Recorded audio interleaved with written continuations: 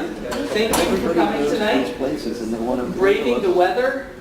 It's only going to get better, but you know, the food after is worth being here for. So welcome. My name is Andrew Quagliata. I am the faculty chair of the Hospitality Pitch Deck Competition. This event is sponsored by the Pillsbury Institute for Hospitality Entrepreneurship. And this is our third annual competition. We've got a competition that really focuses on communication. This is a great competition that allows early stage ideas to be fleshed out. What we did in the first round is we had 24 teams register. 12 teams submitted reading decks. And these are decks that are designed just to be read by judges. We sent them electronically. Our judges were all over the world. They reviewed them, and then they selected 4 finalists for tonight who will present to you. The idea here is that we're really focusing on, again, on the communication skills, how well they structured the argument, what the value of the visuals and the delivery of the message. The third place team will win $500. Second place will win $1,500, and the winning team will be awarded $3,000. Each team is limited to 11 slides, and they'll have 10 minutes to present, followed by 5 minutes of questions from our esteemed panel of judges here, so we're grateful for them. What do we have up here? We've got the judges and the semifinal judges, but I'll be happy to say that we've got Denise Ramsey here. Thank you, Denise, for being here. Felix Levinsky here, and Jewel Seberg, a wonderful panel of judges who you'll get to hear from during the meeting. Our teams will present. We'll have Team Ashmed, Boutique, Plus, Home to Home, and Speak to Systems in that order. So let's start with Team Ashmed. Let's give a round of applause.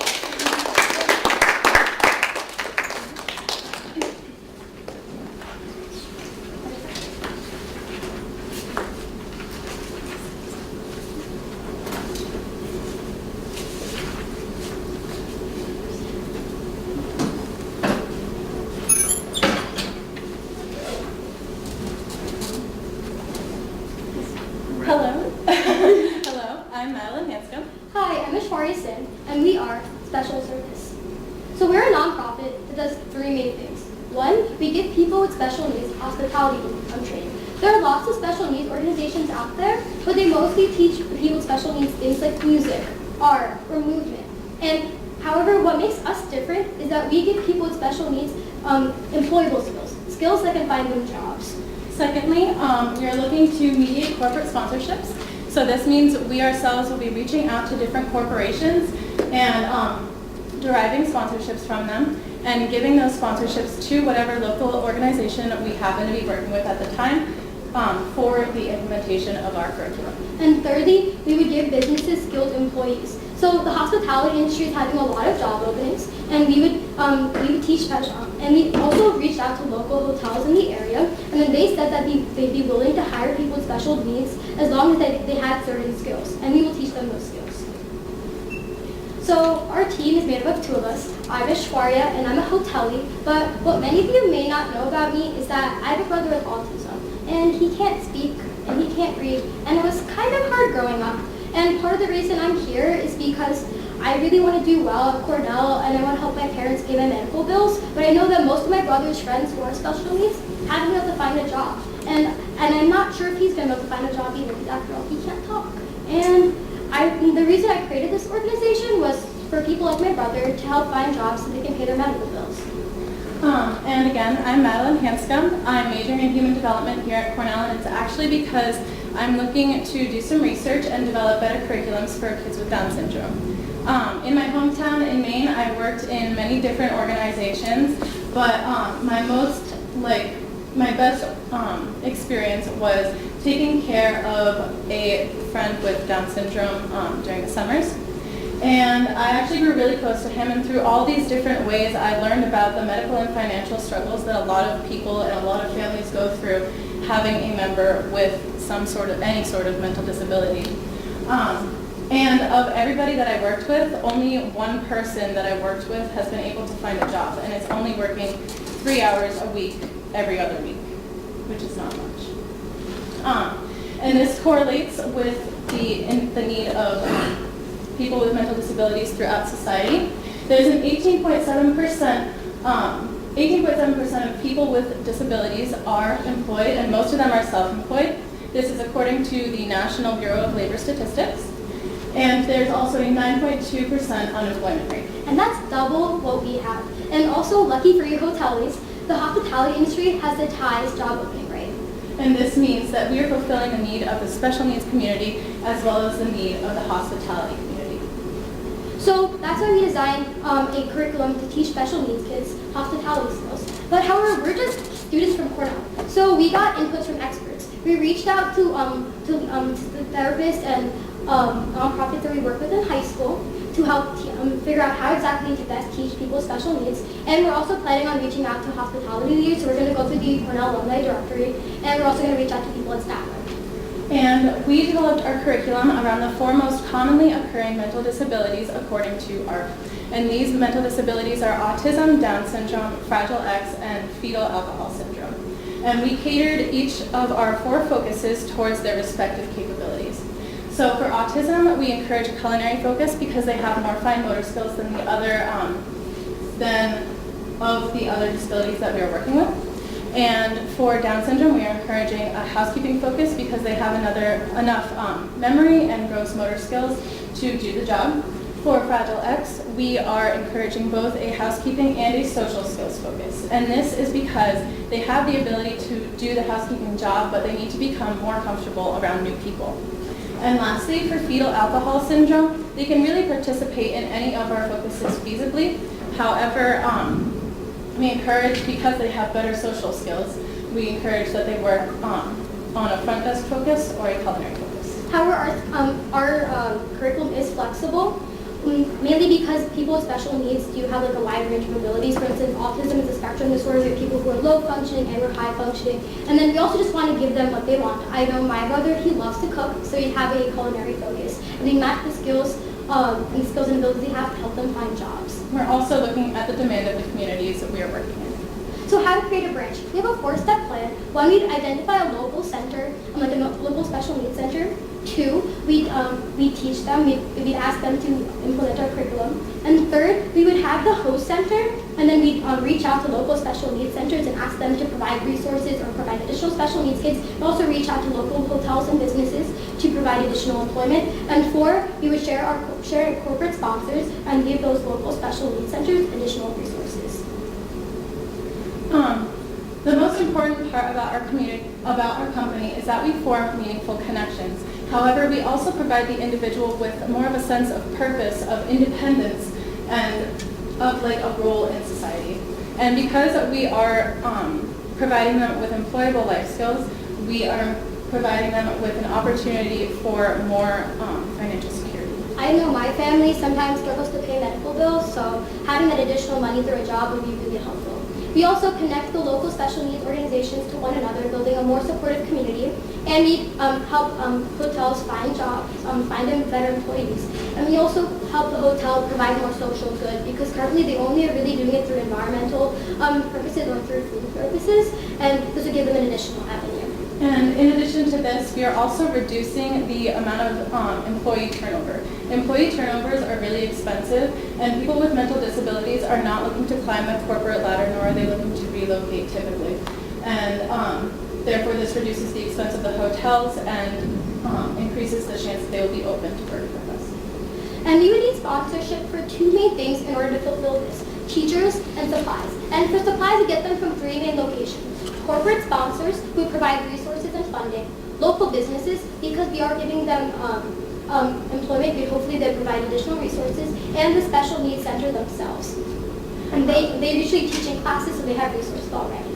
And for teachers, we're looking towards organizations like Goodwill, who have previously educated people with special needs, and we are looking to local schools because they may have student teachers who would be willing to participate for experience, if nothing else, and to other local businesses like restaurants who would help enhance our culinary program, for example. So for costs, it costs $15 in supplies to educate a student in culinary for 1 hour. However, the cost of our events can widely differentiate. It depends on the number of students, the number of volunteers, what we're teaching, etc. However, that's just the basic cost line. We are also a traveling nonprofit, so this decreases the cost in that we will not have to pay for a physical foundation. In addition, we will be using resources that pre-established special needs organizations already have. Yeah, and we would be providing additional funding through the corporate sponsors that we would get. And so we have a four-step plan for action. One, we'd start out with a pilot location in Ithaca, New York. We've reached out to several local nonprofits already, and then they said that they'd be willing to implement our curriculum. And we would use the feedback that we would gain from having our pilot location to improve our business model. And then from there, we would expand to our hometowns, East Brunswick, New Jersey, and Lewiston, Maine. We already have connections there because we've worked with the local nonprofit, we've worked with the local teachers, and then they know us, so they'd be more likely to trust us with our curriculum. These are also very diverse places because Ithaca, New York is very, very different from East Brunswick, New Jersey, and Lewiston, Maine. So we would have a broad view as to what the actual need is in different communities. And now that we've proven our concept, more corporate sponsors are probably more likely to trust us. And then using these corporate sponsors, we'd be able to provide additional resources, and they would also help bolster our reputation. And using the additional money and the additional reputation we gain, we'd expand to more branches at various local centers. So that's our plan for action. And thank you for listening to our presentation today. Special service is really important to me because it came from a place of heart. My brother finds it really difficult to find jobs. Recently, he just got his first job at Target, and they only hire him for 1 hour every month just to give him a little extra training. And so I really want more people like my brother to have jobs. So that's where it came from. Thank you.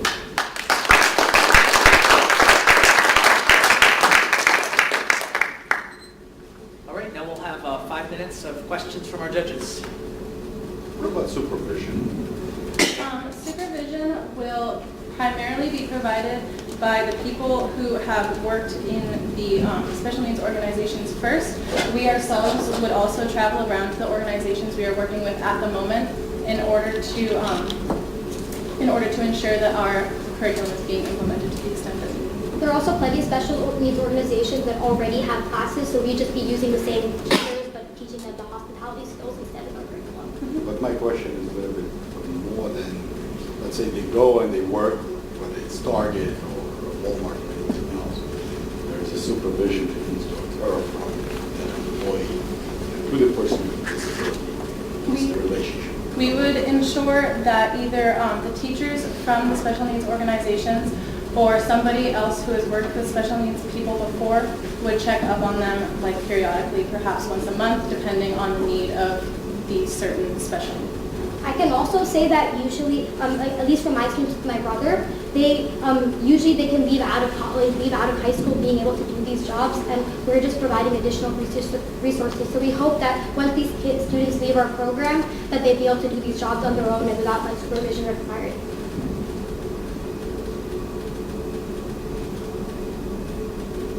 Are you looking to have this as a nonprofit or? As a nonprofit, yes, like a 503c. In terms of your pitch deck, I would have found it really helpful to have a slide that, you said it verbally, but I would have found it helpful to have a slide that listed the disabilities that you had specified, matched up to the sort of skill set and curriculum that you were talking about. That would have been helpful visually to see. The other thing I would just note is that you made you told personal stories, which was really effective, both of you. But the pitch deck itself didn't feel very personal. And so in the case that you're not around, the pitch deck lists on after you. And so it would be good to humanize it a little bit. Stock photography, which I saw a little bit throughout, is we can all pick it out as stock photography. Go take actual pictures, have a human touch to it, have a human element where we see people interacting and we start to get a sense of that beyond what you're telling us verbally. I agree.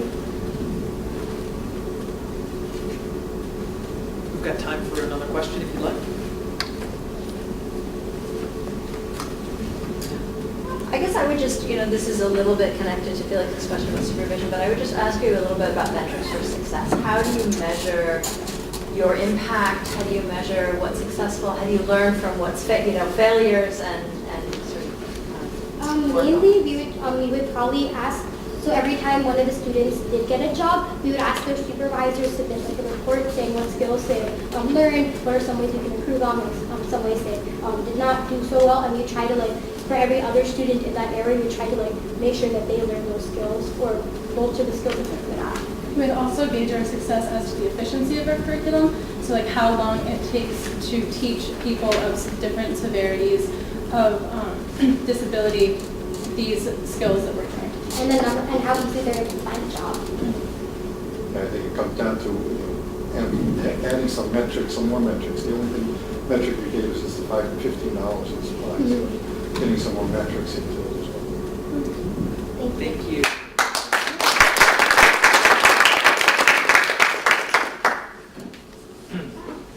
So you guys can stay.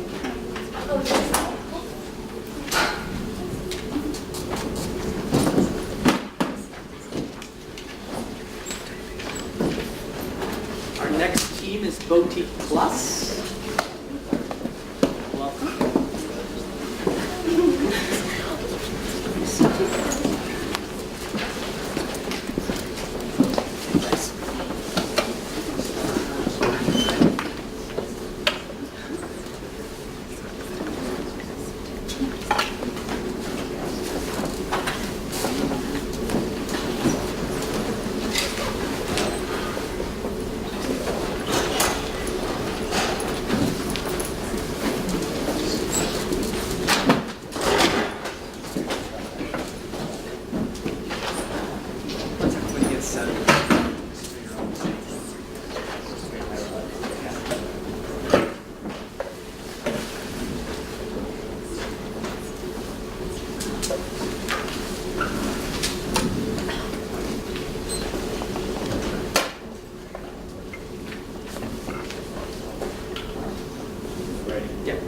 So good afternoon, ladies and gentlemen. My name is Sean. This is Yanni. We are part of Boutique Plus team.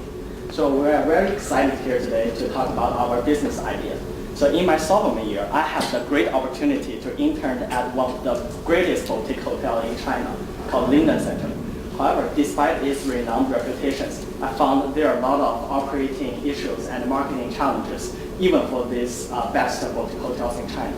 And these problems are not uncommon among other boutique hotels. So that's the reason why I found Boutique Plus. We want to help the Chinese boutique hotels become successful in terms of marketing and improve their service qualities.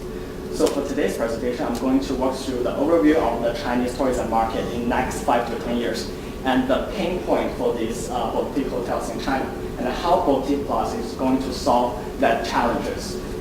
We also want to share a customer success story with you, and we identify the business model and the financial projections. So, in order to understand the future China tourism market, we have to ask ourselves 3 questions. Who is going to be our future travelers, and how many of them can travel, and why they travel? According to a report published by Goldman Sachs, China is the home to more than 400 million millennials, and about 80 million millennials are about to graduate in the next 5 to 10 years. And they are the most travel-ready generations, and they travel more often than any other age groups in China. Number one reason for them to travel is to have fun, to seek that unique experience. Given that such exponential growth of the millennials who crave for that unique experience, we found there's exponential growth of boutique hotels in China. And the network has been tripled within 5 years. And there is expected the number is going to more than 90,000 boutique hotels in China. As you can see, these pictures are some examples we have worked with. The boutique hotels in China are really classy and stylish in terms of design. They may be by the ocean, on the top of the mountain, or in the middle of the bamboo forest. And in addition, these boutique hotels are really small in scale. 50% of the boutique hotels in China have less than 30 rooms, and the average of 12.8 rooms. So marketing point. So what's the operating issues for these boutique hotels? So the issue is that they cannot afford professional marketing teams because they're really small. They really have like 12 rooms. They can't afford that professional teams. And in addition, with new social media platform emerging every year, they have no time to invest in the front end marketing campaign and the back end technology to ensure that service consistency. And even there is a marketing team on site. There's like a little departmental communication with like the revenue management department or the food and service department to deliver that guest experience. So in one sentence, the pain point is that the people know how to build fancy and classy hotels in China, but they don't know how to run it. That's the issue. And that's where we step in. With Boutique Plus, we take care of the social media marketing of the hotels, and we help them to build solid online presence and improve the service qualities. And we're going to do this by two parts. The first one is social media content curation, which include but not limited to the website and mobile design, social media marketing, and marketing content curation. And next part is more interesting. It's social media data analytics and reporting. So it's powered by the latest technology in artificial intelligence and the natural language processing. We're able to capture analysis and visualize all the reviews across different social medias and provide insight to the hotel operations. So let me give you an example. So this is a beautiful hotel that I worked with in my sophomore year. It's called the Lincoln Center. It is recognized as the top 10 travel destinations by CNN and National Geographic. However, despite its renowned reputation, the hotel only has one single reservation channel, which is OTA, like the Booking.com. And when you book a hotel through the OTA or Booking.com, the hotels have to pay more than 30% of commission fees. So for example, if the ADR, the daily rate is $100, you pay $100, but the hotel only gets $70. The rest of the part goes to the pocket of OTAs. And they desperately need their own reservation systems and to build a solid online presence. So what we did for this hotel is that we built a brand new website for this hotel, which featured with its own reservation systems. It's accessible through the laptop, the iPad, and your mobile phone. So with this website, we're able to help the hotel save more than $20,000, and this, which is a ton of money in terms of, because the hotels only have 16 rooms. And even the hotel has the best restaurant in town. The people do not know about it. People never heard about it because it has little social media online presence. And what we did is that we assembled a group of designers, photographers, writers, marketing analysts, and we happily promoted on different social media channels. As you can see, the restaurant is now ranked the #2 in the area, and within that month, we were able to generate 12% more sales in that 1 month. And Yan is going to talk about how we leverage the artificial intelligence to help hotels make data-driven analytics. So what makes us really different from our competitors is because we run data-driven analytics to actually provide insights about the guest reviews. So from this real-time actual guest review from the Linden Center is they're actually satisfied with the hygiene and facility, but not so much for the facility, for the food and location. And we realized that after running data-driven analytics, we realized that 17% of our guests are actually not satisfied with the rooms. But why is that? It's because that in Linden Center there's no AC and TV. It's because that Linden Center is actually a government site. It's a historical site that is protected by the government. So there's out of hand controllable situation that can actually allow them to actually change the layout. And then for the 3 services that Boutique Plus provided, we actually successfully transferred the online traffic to revenues. We increased the NOI by $4,000 and actually increased sales in restaurant 12% and RevPAR by 21%. And why we call ourselves a Boutique Plus is because we're really selective in actually selecting our professional team, and we actually really have strong local market knowledge, and we are really up to date about our technology. We provide machine learning. We actually provide insights about the operations, and we also provide real-time solutions with affordable price and timely manner. And we believe that our goals are smart. We're really specific because we provide services only to independent boutique hotels that actually want to have solid online presence and also marketing expertise. And we're actually doing it, all the services in a timely manner, and actually we're actually able to break even when we actually acquire 18 hotels in our end, but we already have 25% on board. And this is our members right now. And then we're trying to expand our current team.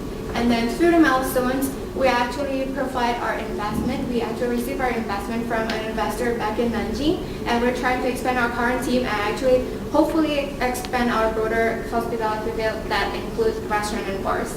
And due to the increase of the numbers and boutique hotels in China, and we know that there's a problem that we cannot have solid online presence, and also we have the caveat of marketing expertise. That's why we have a solution. Boutique Plus is here, and we're ready to be on service. And who's ready to be on board? Because we're ready to serve you. Thank you. Thank you.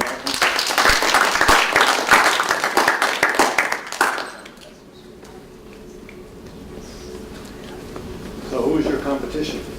So this is the most interesting part. Is we did a lot of market research. I think it's the blue ocean part. So blue ocean means there are really few competitors. So it's like we serve in the benefit of hotels. We are not competing with like OTAs or other companies, but there do a very few hotels that provide like social media data analytics. But there's no, I believe there's like very few or none companies that provide both social media like content curation and social media data analytics, and or like the team like us, we have professional teams. Yeah. How do most of them get their reservations? More than 50% of reservations are made through OTAs, such like TripAdvisor, Booking.com, or the Priceline. So they charge really high commission rate because these boutique hotels, because they're small, they have no negotiation powers like Hilton or Marriott. So this like big chains company only pay like 12% commissions. But I see like there's boutique hotels that pay as much as 40% commission fees, which is really operating expense and financial profit. Yeah, for an OTA, like annually, you can actually pay as much as, for marketing cost itself, it's $50,000. And for actually boutique hotels that are independent and actually have their own self-marketing team, they pay almost $40,000 annually. But with our like outsourcing to our business, like a Boutique Plus, it's actually $300 subscription fee every month. And for annual, it's like $3,600. So how much money are you planning to take in terms of commission? We don't take commissions. We help the hotels build their own reservation systems. So what we take is the subscription fee Yeah. for like $300 every month from each of the independent boutique hotels that we have on board. So you will charge them $300 a month, Yeah. and then you will design a reservation system We for design them. You will give them a data analytics system for them. Yeah. From what I heard, the reservation system is unique to each hotel. Yes. Is it cost efficient? Yes, because when you compare the labor cost or like other cost in China to United States, with China's labor cost is really low. It's about 1/10 of that labor cost in the United States. So we are able to like implement low cost but like cost efficient method to help the hotels grow. Actually, to build and design that website really costs as little as like $12. So why don't they do it? They don't know how to do it. Because he actually like worked with Linden Center for 3 months during his sophomore year with Linden Center. That's the case study that he's doing. So that's the idea that really implements all of the ideas. Like they actually charge them $200 a month, which for them, like back in China, is already like actually a lot because they have really constrained budget. So the really pinpoint that they know how to build a fancy hotel, but they don't know how to manage fancy hotels. So what I'm thinking is like construction or building hotel is much easier to like successfully run hotels. That's the pinpoint in the market. Did Linden Center hire you back? Yeah, they offer me back, but I work for the Boutique Plus, which we provide like the third party. So do they want Boutique Plus services? Yeah, we currently working with them. I'm aware of That's like, why like they because through the word of mouth, like because Boutique Center actually increased their revenues through site visits, like more increasing in site visits and everything, and so a lot of other boutique hotels in that area actually want to like kind of wondering what the Boutique Plus is really doing, and that's how they got the investment from Nanjing hotel like angel investors for $10,000, and we actually don't put it in but we put it in the reading that they actually have another $5,000 investment too. so like the pictures I just showed you in this video are all the hotels we're currently working with. Ah, I see. Yeah, this kind of other hotels. We are hoping to bring more like in the next 6 months and expand our team. So I saw that you're doing something for the restaurant part of the hotel, but not for the hotel itself. saw, great social media curation, and I'm making an assumption it's for that one restaurant, which is a part of a hotel, but I don't see anything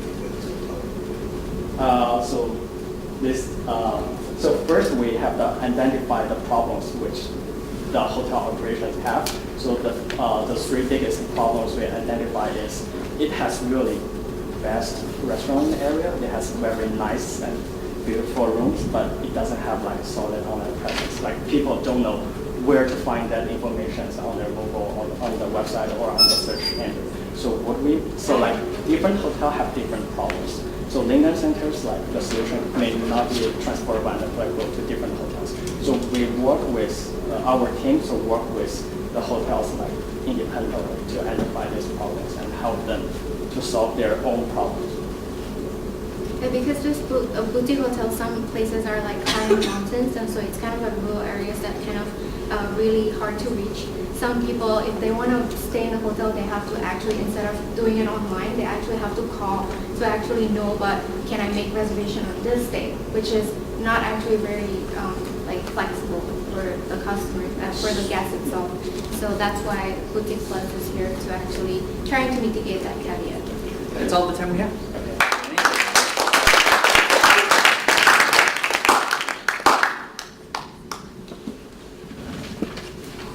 Next team here.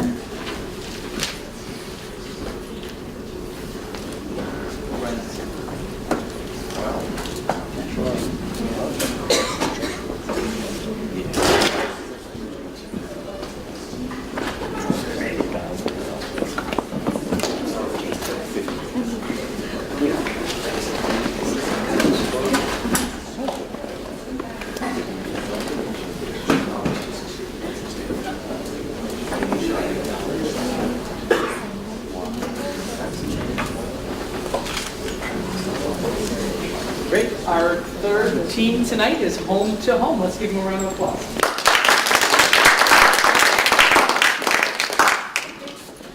So imagine yourself, you're a management consultant, you've been traveling from client site to client site, and after a really long day, all you want to do is take off your shoes and enjoy the comforts of being in your own home. But you're not in a home.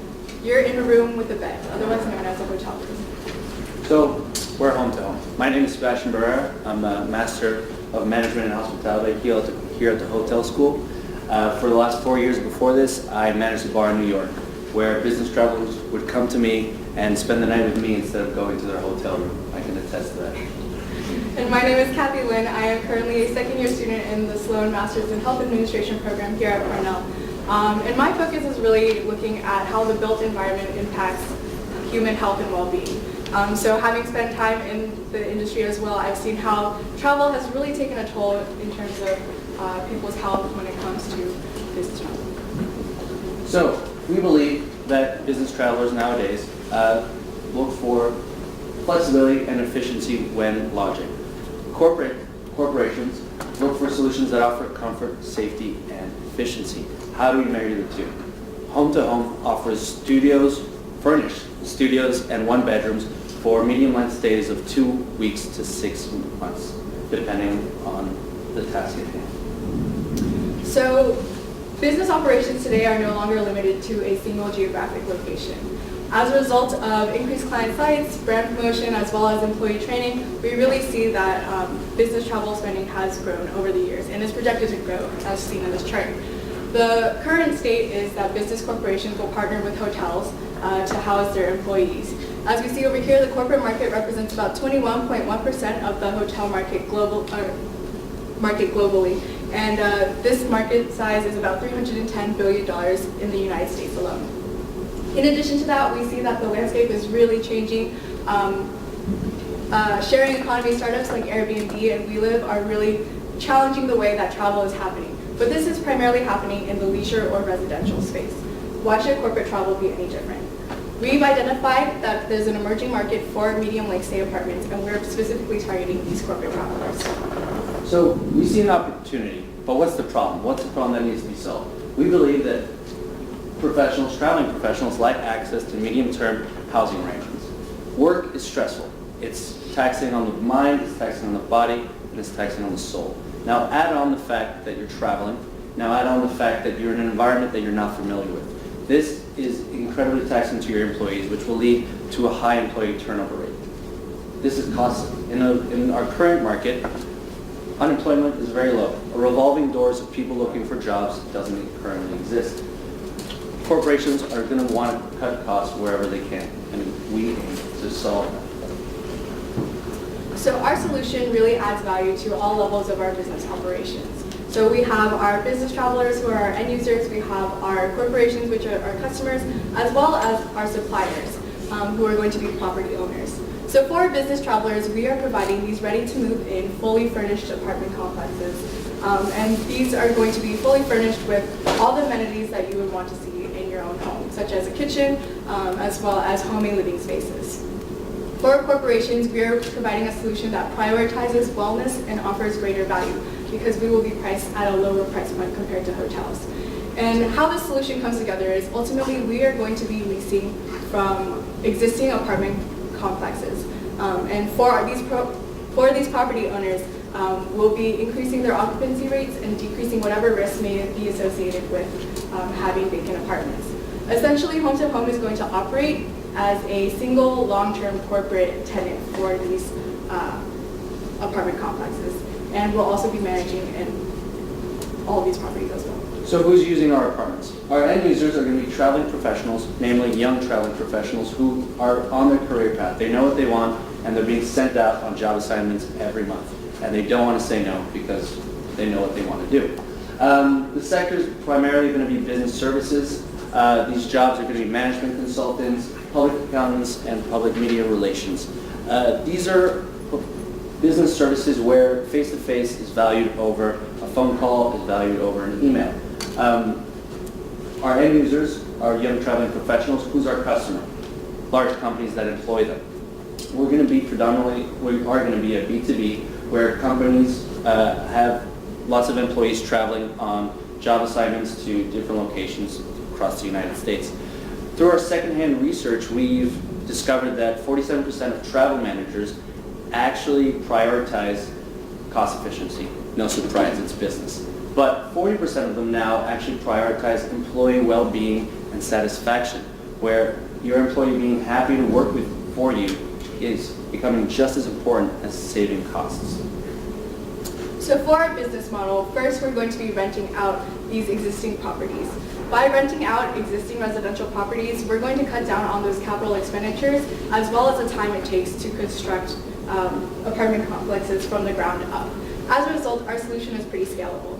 Next, we'll furnish and equip these apartments, as I said, with all these amenities that you would want to see in your home. We would then lease these spaces out to the companies that traveling professionals have. And companies can book these units for their employees at a cheaper rate compared to hotels. That's a result of our competitive pricing, as a result of our cost advantage. And in addition to that, we also provide ongoing guest support. So this is an additional revenue stream. We will be taking control of all the maintenance and cleaning fees that are associated with this solution. So how does it all work? Behind me are some numbers. This is very preliminary, but based on the market. We've identified our major revenue streams as well as major cost impacts to our business model.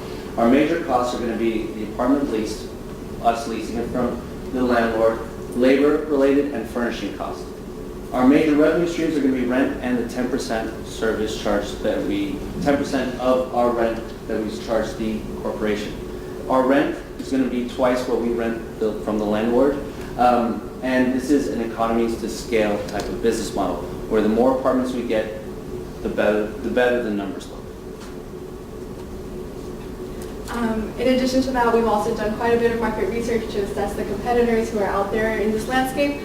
So we see that there are a ton of companies that span from leisure to business travel, and they also provide different types of units. So some that are homier and some that are more institutional in feel.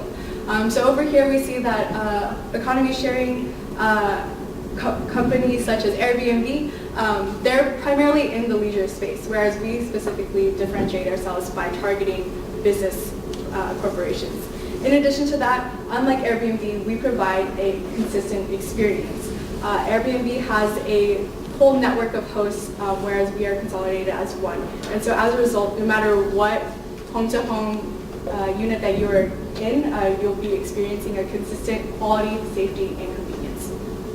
In the bottom two quadrants, we see that there are quite a bit of hotels that are also in this space, ranging from leisure to business. But again, their feel is quite institutional as opposed to us. We are providing a homey experience. And because we don't have those high capital expenditures as a result of using existing apartment units, we'll be able to price our units at a competitive price. We believe that the concept is proven, as Kathy was about to test and I cut her off. Next steps moving forward is we'll be identifying corporate partners, building those relationships with the property managers as well to get a good supply of apartments. More importantly, how we would use the funds after tonight, we would use it to attend conventions, business travel conventions. There's one very big one, the GBTA, the Global Business Travel Association, which hosts a convention every year. We would want to identify key travel managers at key corporations where we could build those relationships and build the network of end users and customers to support our business model. Behind me is a picture taken 2 days ago from the apartments available on the Upper East Side. You would think that these are all the apartments in all the price ranges. You would be wrong. These are apartments for less than $3,000 that are currently vacant and being unoccupied. So our business model, home to home, let's make these vacant apartments homes for someone else. Thank you so much.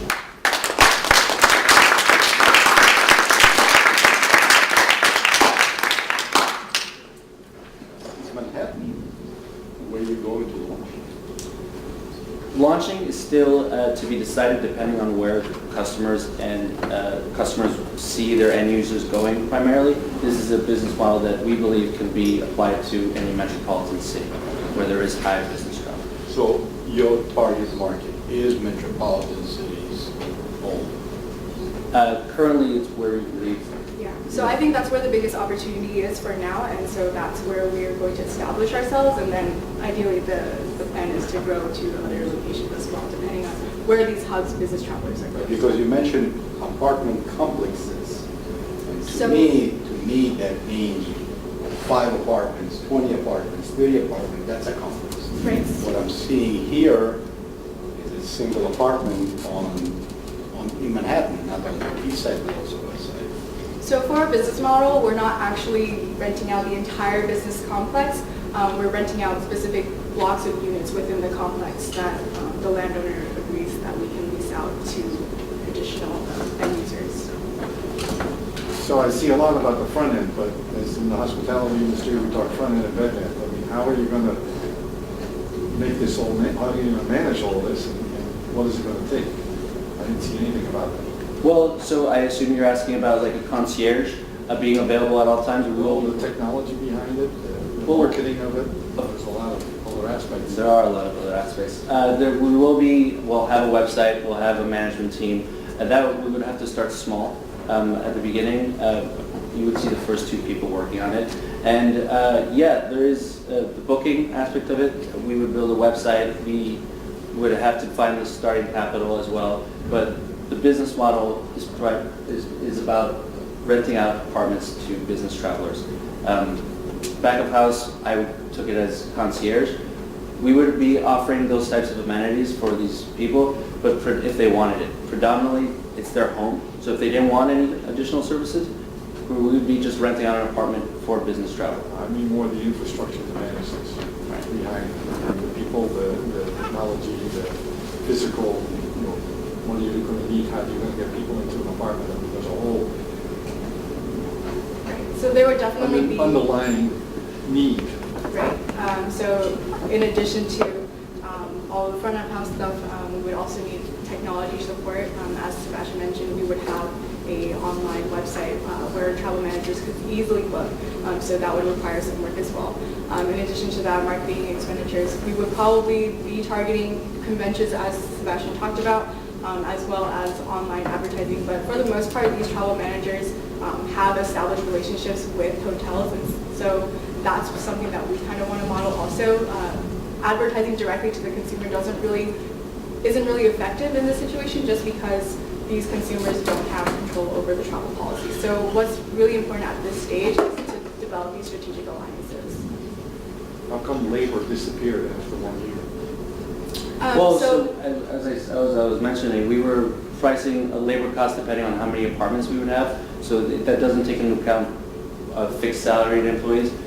The more one concierge can manage multiple apartments, we were thinking between 8 to 10 apartments because they wouldn't be necessary at all times. At the end of the day, we're not a hotel. We have a point of contact that you can reach out if you need any sort of additional service, but you'd only need one for multiple apartment units. I think all these questions, I mean, you're positioning yourself somewhere between, you know, kind of Airbnb style, each apartment is individual, even if it's familiar inside, and something more corporate like a hotel. And so I think you need to think a little more carefully about how you deal with the kind of eccentricities you're going to get if you have any one of these apartments. How do you deal with somebody walking up 4 flights of stairs because there's no lift, or, you know, whatever else it is to get into that flat and has noisy neighbors and whatever else? Because the reality of getting blocks of flats in a place like Manhattan doesn't exist. You might get that in other places. You're not going to get that somewhere like Manhattan. So I just think you have to think really carefully about how you make those eccentricities a benefit as opposed to a drawback. And so one thing you might also think about is, like you've talked about wellness a lot, but wellness isn't just in furnishing. Wellness is a lot more than that, right? And so maybe you can offer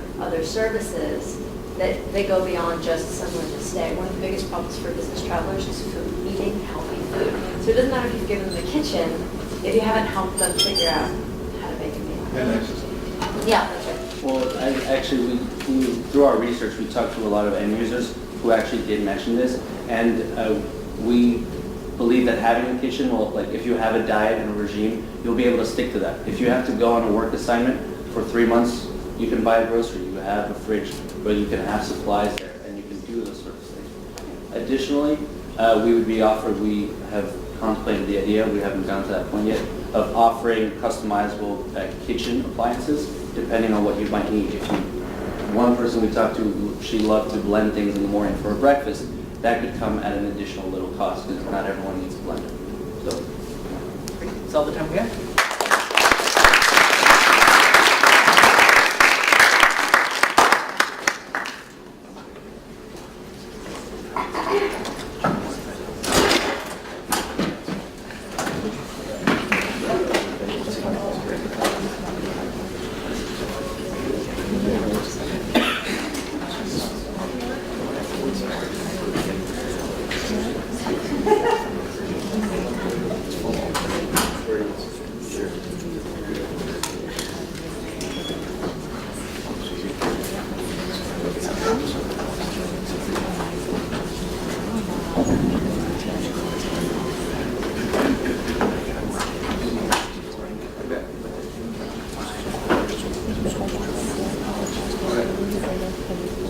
All right, let's welcome our final team, Speak to Systems.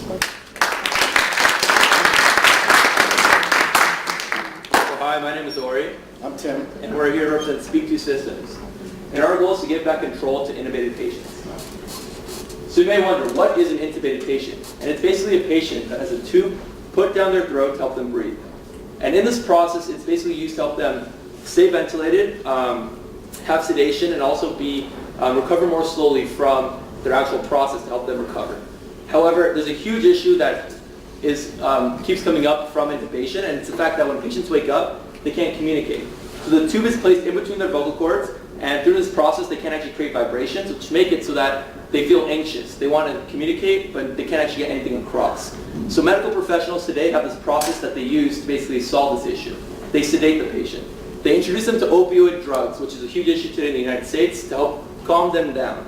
But what happens is once they wake up from these drugs, they actually become disoriented. They don't know where they are, how long they've been there, and what's going on, because in an intensive care unit, the lights are on 24/7. So what we're trying to do is basically solve this whole circle, which is a vicious cycle that starts with not being able to communicate and leads back to the whole issue of needing sedation to basically help them not feel anxious. Because what ends up happening today in the United States is it increases costs throughout the hospital. Studies show that when you become intubated, you recover more slowly because basically the sedation medication makes you need to be in the intensive care unit for longer. So that also not only increases costs for insurance companies and patients themselves, it also increases costs for hospitals because about 99,000 patients every single year in the United States die from basically infections that they obtained in the hospital. So if we're able to lower the amount of sedation needed by helping patients communicate, we therefore can basically lower the amount of money needed by the hospitals to take care of the patients.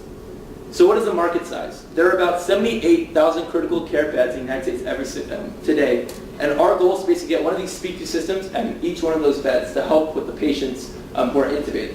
There are also about 5.7 million ICU patients yearly, but there are 70 million endotracheal tubes sold around the entire world. And they're about $100 billion in costs, and no one knows how much of this is related to sedation, because basically no one's been able to solve this issue. No one's been able to figure out how can we make it so that they spend less time in the hospital, become less anxious, and require less sedation. So our goal is to lower this cost to whatever extent it is by basically making sure that patients have the power to communicate.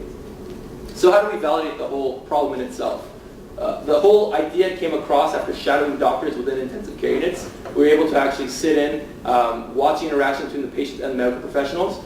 And after visiting multiple ICUs, we kept seeing this recurring issue. We wanted to solve it. So we spoke with multiple heads of ICUs, and in this process of actually speaking with them, we were able to figure out what the issues were. And then we were able to actually interact with the intubated patients themselves. So in this process, it's actually sitting in the room, watching the doctor speak to the patient, and the patient basically try to speak back to the doctor. And we were also able to see patients with their family members and how they interacted, which also usually didn't go well because they're not trained. And through these different experiences, we were able to figure out that there's a huge issue with how patients cannot communicate with the doctors, and that there was a huge issue that needed to be solved in order to help out both the patients because they're having a bad quality of care, and also for the medical professionals because they're spending so much time trying to figure out what the issue is when there's a much quicker way of figuring that out. So what is the solution? It's basically the speak-to system, and it uses a very simple binary tree and 2 finger sensors and a headset. So imagine like a Siri on your phone, but it's always there with you. There's a 24-hour, 7 days a week nurse in your ear through the system, and it's not an actual nurse, it's just the system itself, and it talks to you and it asks you very simple yes-no questions, and you answer them with yes-no finger sensors. And in doing so, you can do 3 different things. You can communicate efficiently and effectively, you can control the environmental conditions, and you can solve disorientation. So what do I mean by communicate efficiently and effectively? You basically have the power to email, send SMSs, speak verbally on the system, so whatever you're trying to say, it will say out loud, print on the front of the system itself, and also translate. So a big issue we saw when we were actually in the intensive care unit was a patient would speak one language, and a medical professional nurse would speak another. So the system currently speaks 3 languages. It can talk to the patient in their language, translate the final message to what the nurse and doctor speak, their language, and then tell them what the patient was trying to say the entire time. And control environmental conditions. How does that work? So a big issue today is a lot of the anxiety that patients experience because they feel like they have no control over their situation. So what the speak-to system allows is it basically works with their room to let them control a bunch of different configurations. So they can control the lights in the room, the temperature, the bed position, and basically whatever else that they need. So the TV, whatever else is in the electronic, they can control with the system. And that basically gives them the power to feel like they have control over the situation. And it solves disorientation. So something I brought up in the very beginning is patients feel like they don't have the power to communicate, and when they wake up, they have lights 24/7, so they don't know where they are. So the system knows that, and when they wake up, it knows their names. So it'd be like, hey Tim, you're in the hospital, your surgery went well, here's what's going on. And it basically keeps up with what they're needing to say. So how does it work? With about 8 questions, we can get to 256 different options. As I said, there's 2 finger sensors. So the system will ask them a very simple question, such as, are you in pain? They can signal yes, or they can signal no. If they signal yes, it will go to the next question, such as, is the pain below your waist? They can signal again, yes or no. If they signal no, it'll be, is the pain in your head? And slowly but surely, with these very simple questions, they can get to an answer. And this is all done, they could have their eyes closed, they could be looking at the ceiling, whatever it is. All they need to know is how to say yes and how to say no with 2 fingers. It's also a learning algorithm, so if they answer more questions related to the electronics, it'll ask those first. And if it is actually more based around what they were trying to say about pain, it'll ask those first. So basically each of these nodes, which is a branch, can be taken in or out depending on the hospital and the patient and what they want to say. We also currently have a provisional patent, and we're working towards getting a utility patent. The revenue model is designed in two perspectives. The first is focusing on the system itself, which we anticipate selling for about $1,000. From this, 88% of it will come back to us as profits. The other aspects are the accessories. These are individual per patient and require some forecasting on behalf of the hospital, or if it's a private patient, how many they need. These accessories include the finger sensors and the headset that connect to the system at all times. An important thing to note is that these are very conservative estimates, because as already mentioned, 70 million endotracheal tubes are needed throughout the world. So we believe that if to be done appropriately, one would be paired with each endotracheal tube. So as a result, there's an increased demand for the market moving forward. Talking a little about product differentiation, there's 3 products currently out there. The Speak2 system can do everything that is currently done, but better. The 3 systems out there require the patient to be active and engage, either by writing, by pointing, or using a little joystick that you would use on a PlayStation. This can be extremely difficult if you have multiple IVs, multiple tubes, or anything else coming into or out of your body. What we do is we are doing that same thing, allowing the patient to express pain and giving them more quality of care, decreasing the labor, but we're also giving more control by allowing control of the environment, being able to text and communicate with loved ones, solving the disorientation, and being proactive in addressing if the patient is distressed. We are the team here at Speak2 Systems. This is my partner, Ori. He brings his engineering background from academics here at Cornell, and he's combined that with his medical expertise, which he's gained through experiences with medical tech firms. And this is Tim. So we became introduced after we lived together, and I realized that I was the engineer, but I had no idea anything about business. So I decided to bring him in, and he basically has a background in acquisitions, business development, and operations. And together we've been able to work side by side to basically figure out what we need to do to take this to the next level from a prototype to an actual product that could be sold. And we've been able to be very fortunate to basically participate in many different past competitions, current competitions, and we have a lot of plans for the future. So we were actually the second place winner of the Cornell Big Idea Entrepreneurship competition. We were selected as one of 6 teams in the entire state of the New York City area to represent student entrepreneurs. We're also a Kessler Fellow, and we've been working with the Ohio Opioid Technology Challenge to try to find a solution for basically the opioid crisis, because a lot of them become introduced here. We've also been working with MIT on the Legal Center MIT program to basically figure out how we can take this to the next level. We're currently on the Hospitality Pitch Deck, and we're working with the Dorm Room Fund to potentially gain funding. We're doing clinical testing in January at 2 different hospitals and hope to get a lot of data from there. And we're trying to raise money and finish our utility patent so we can take this to the next level.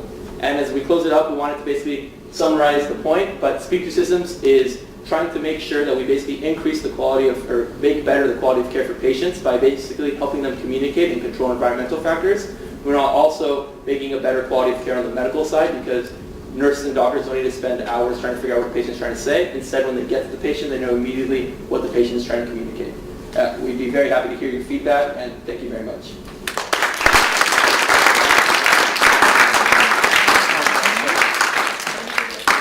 I want to feel this is the current. I'm a bit confused. Okay. You started the presentation solving an opioid crisis.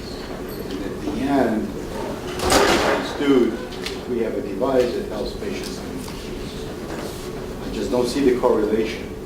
Now, if I am sedated, Right.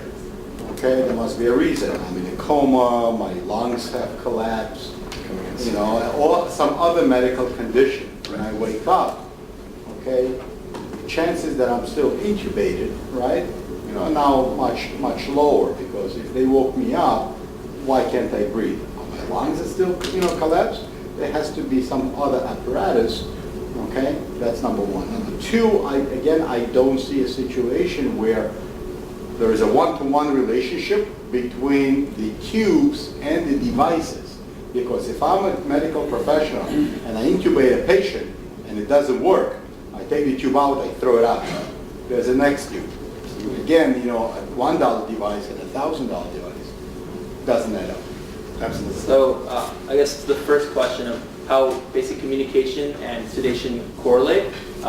What we figured out with the actual being in the hospital and shadowing the doctors and interacting with them and our advisors who are head trauma surgeons at different intensive care units, they say that you're right that a lot of the actual intubation and sedation is related to actual surgeries. But the reason why a lot of patients continue with the sedation is because they continue being anxious. Their anxiety is actually what causes them to feel like they don't know what's going on, and because of that, a lot of their vital signs go all over the place. So our doctors solve that is by sedating them, and the big root of that is that they can't communicate. So the fact that they can't communicate makes them anxious, which leads to doctors sedating them. Did that answer that to some extent? Right. And then the endotracheal tubes, it's not necessarily one-to-one, but our whole point is we're trying to sell a system per bed, and we have an accessory side of the reoccurring cost, and it's not necessarily per endotracheal tube, but it's per patient. And the idea is that we could sell a reoccurring cost of one finger sensor and just basically sanitize it, which how hospitals do with a lot of systems today. But they said it's so cheap that they'd rather us just make it, throw it away, and give them a new one because it's such a low cost that insurance companies would be willing to pay for it with a CMS code because it would basically be a reimbursement since it would lower their cost too. So from our advisors and the medical professionals we've been working with, they said this actually would probably work per patient, if that makes sense. To elaborate on a little further, this isn't being replaced every patient, it's just the sensors. This would be a one-time purchase cost for each hospital that would remain in the room and stick with patients as they come in and out. It's the communication devices that change with the patients. You talk about experience that you've had. I think what would have been helpful in the whole presentation is some references of people that you've worked with. Sure. Yeah. Some medical people that have validated to a degree if that exists. What some of the results have been. Yeah, so one of the main doctors we're working with is Dr. Guy Lin and Dr. Jerome Kaiser. I didn't see anything. So yeah, so that was the mentor side. I took it out because of the 11 slides, but yeah, so 100% right. So I guess we should, so if I'm talking about them, what we've been able to do with them is they're the two hospital doctors that we're working with over January for the clinical trials. And the reason why they're interested in doing the clinical trial with us is when we were actually shadowing them as just students trying to figure out the problems, they kept bringing up this issue of basically patients can't communicate, leading to sedation, leading to longer hospital costs, and basically longer stays. And what they're trying to do is try to solve the issue of basically helping patients feel more comfortable in the environment and have control to basically make them recover more quickly. And by recovering more quickly, it's going to save everyone money because the patients spend less time there, insurance companies have less money to pay, and it lowers infection costs for the hospital. How do you train a patient to use? So that's the idea. So before they go in, how we've been talking with the patients today is before they go in, we have 2 finger sensors. We let them use the system. We say, this is how you say yes, this is how you say no. And then when they actually wake up from surgery, the system speaks to them. It goes, hello, Tim. This is the speak to system. You woke up from surgery. It went well. To answer a question, either press your right finger or your left finger. It says which ones. Please begin. So then basically they press it and then it leads them through it in a very simple way where they can have their eyes closed and it's very like 4 or 5 word yes, no questions. So all they have to do is yes, no, and get to an answer.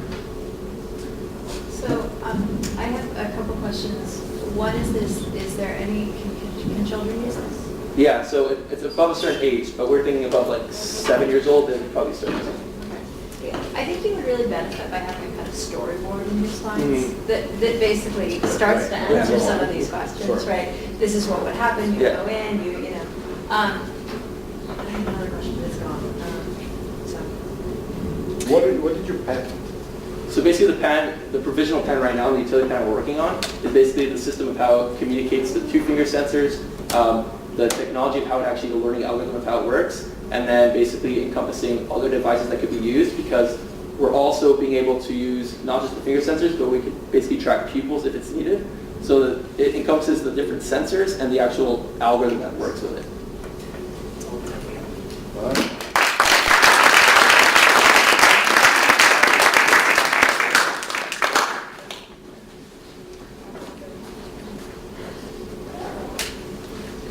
Our judges are going to take some time to deliberate, and we have initially said we'll announce the winner at 7. We'll try to announce it actually before 7 o'clock. Maybe some of us maybe want to get out of here sooner, but don't leave too quick. While we're deliberating, go out to the atrium right out here. There's drinks and there's really good food. enjoy, hang around for just a little bit, and we'll announce the winners within hopefully 30 minutes or so.